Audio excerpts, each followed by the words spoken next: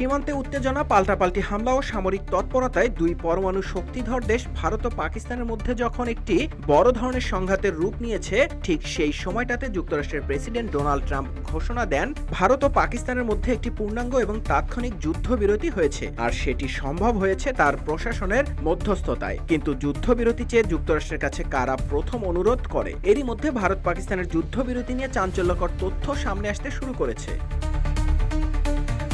পাকিস্তানের একের পর এক আকস্মিক ক্ষেপণাস্ত্র হামলা সামাল দিতে না পেরে ভারতই যুক্তরাষ্ট্রের কাছে সহায়তা চেয়েছিল। এরই মধ্যে সারা বিশ্বেও রটে গেছে যে ভারতের অনুরোধেই যুক্তরাষ্ট্রের মধ্যস্থতায় তাৎক্ষণিক যুদ্ধবিরতিতে সম্মত হয়েছে উভয় দেশ। ভারত পাকিস্তান যুদ্ধ নিয়ে একের পর এক চাঞ্চল্যকর তথ্য যখন সামনে আসতে শুরু করেছে, ঠিক সেই সময়টাতেই এক প্রতিবেদনে এমন খবর জানিয়েছেন মার্কিন গণমাধ্যম CNN এর আন্তর্জাতিক সংবাদদাতা নিক রবার্টসন। RICL TMX, যুগের পর যুগ স্থাপনা থাকে মজবুত। এদিকে পাকিস্তানি গণমাধ্যম সামা নিউজের প্রতিবেদনে বলা হয়, ওয়ান ইয়ারে কথা বলতে গিয়ে রবার্টসন বলেন, আমি এমন একজন সূত্রের সঙ্গে কথা বলেছি যিনি আলোচনার ঘরেই উপস্থিত ছিলেন।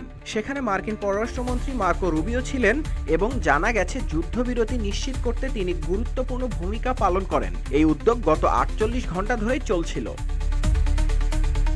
রবার্টসনের ভাষ্য মতে, পাকিস্তান কিছু সময়ের জন্য সামরিক কার্যক্রম স্থগিত রেখেছিল, যা কূটনৈতিক আলোচনার একটি সুযোগ তৈরি করে। তবে শনিবার ভোরে ভারত 3টি বিমান ঘাঁটিতে হামলা চালালে সেই সুযোগ ভেঙে পড়ে, যার একটি ছিল রাজধানীর কাছাকাছি।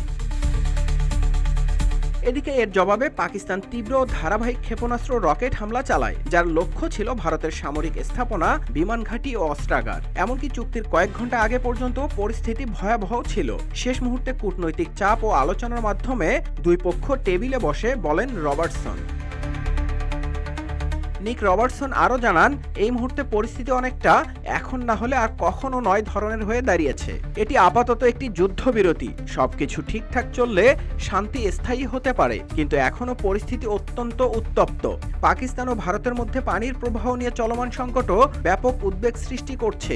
কাশ্মীরের পাহাড় থেকে উৎপন্ন নদীগুলির পানি কেটে দেওয়ার ফলে পাকিস্তান এই বিষয়টিকে অস্তিত্ব সংকট হিসেবে দেখছে।